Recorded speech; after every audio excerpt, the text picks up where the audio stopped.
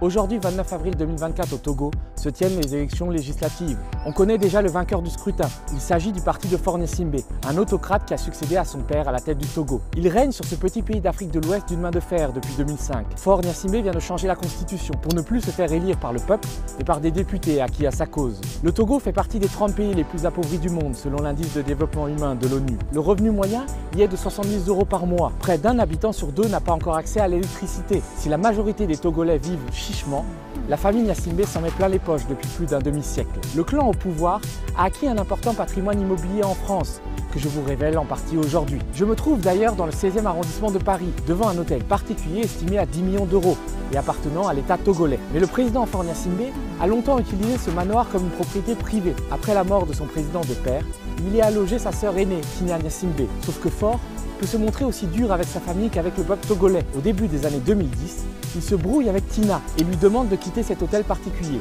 Sa sœur fait de la résistance. Alors, Faure lui coupe l'eau et l'électricité et lui fait envoyer des courriers incendiaires pour l'obliger à quitter la demeure. Depuis, cette villa appartient toujours à l'État togolais malgré les menaces de saisie. Sauf que la belle demeure est visiblement inoccupée depuis 11 ans. Ah non, parce qu'en fait, elle appartient à l'État togolais.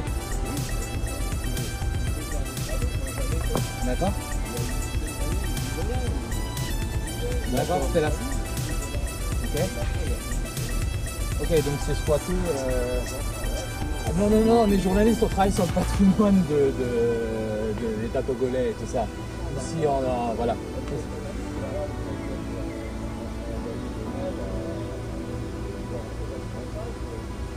Ah ben ouais, parce qu'en plus, ça vaut un petit paquet d'argent, ça va. Oui, 10 millions. Ah oui, 10 millions, enfin là, peut-être plus 10 millions, mais.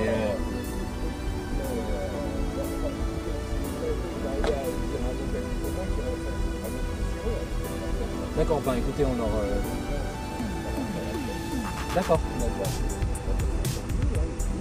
Faure Gnassingbé n'a pas laissé sa sœur à la rue. Il l'a fait déménager dans un autre coin chic d'Île-de-France. Nous sommes ici à Sceaux, vous pouvez voir le château derrière moi.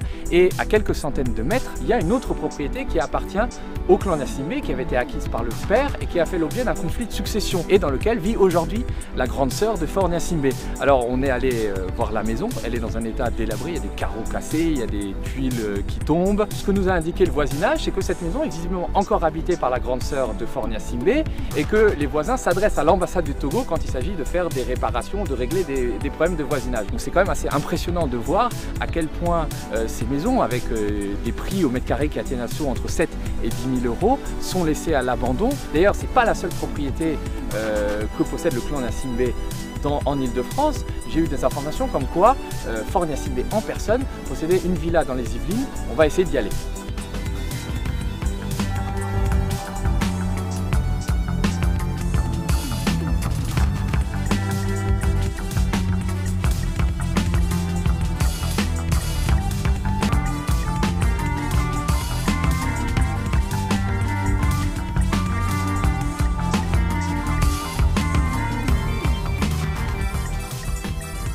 Alors ici on est dans une banlieue cossue des Yvelines, tout près d'un golfe. Alors vous avez des haies bien taillées et c'est ici que le président Faure Gnassingbé a acheté une maison en 1998, hein, une villa. Alors le montage est un peu particulier, on l'a découvert. C'était une société luxembourgeoise plus tard à Faure Gnassingbé qui était encore étudiant à l'université Paris-Dauphine et qui résidait selon l'acte de vente dans un camp militaire au Togo. Et cette société donc avait cédé les parts à Faure Gnassingbé qui avait aussi récupéré un prêt qui avait été accordé par une filiale d'une banque suisse. Hein. Les banques suisses étaient connues pour accueillir l'argent du clan Gnassingbé, l'argent qui était détourné et qui appartenait normalement au peuple togolais. Donc on va essayer d'aller voir cette maison qui appartient donc depuis 1998 au président togolais.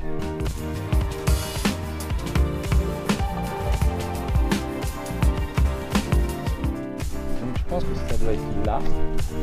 Ah ouais, c'est quand même assez intéressant parce que ça a l'air complètement à l'abandon. La végétation, il y a des bûcherons qui sont dans une jungle luxuriante.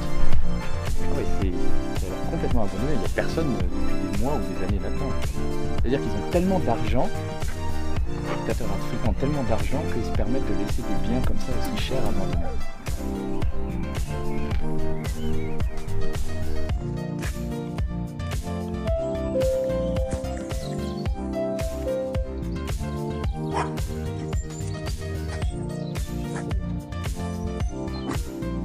Bonjour. Bonjour madame. Écoutez, je voulais vous demander, je suis journaliste et j'enquête sur la maison qui est à l'abandon là aussi. Oui. Vous connaissez?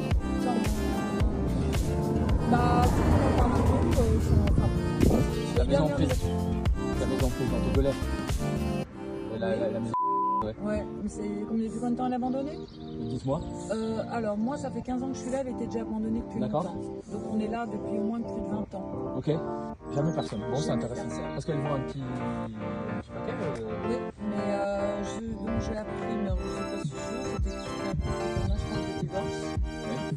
Bon, bah, c'est pour ça qu'on a divorcé quelque temps. Ce sont de véritables maisons fantômes que nous avons découvertes. Fort Gnassingbé a tellement de biens immobiliers qu'il peut se permettre d'en laisser certains à l'abandon. Il a visiblement tellement d'argent qu'il ne sait plus par quelle fenêtre le jeter. Lors de ses récents séjours à Paris, le président togolais n'a pas seulement claqué la bise à Emmanuel Macron, il a logé dans les beaux quartiers de la capitale et a dépensé des fortunes chez un tailleur de l'avenue Bosquet, dans le 7e arrondissement. En raison de sa relation privilégiée avec la France, Fort Gnassingbé n'a jamais été inquiété et aucun de ses biens mal acquis n'a jamais été menacé. La famille Gnassingbé n'est d'ailleurs pas la seule à s'offrir des demeures cossues en Occident. Les plus proches collaborateurs du président togolais ne sont pas en reste.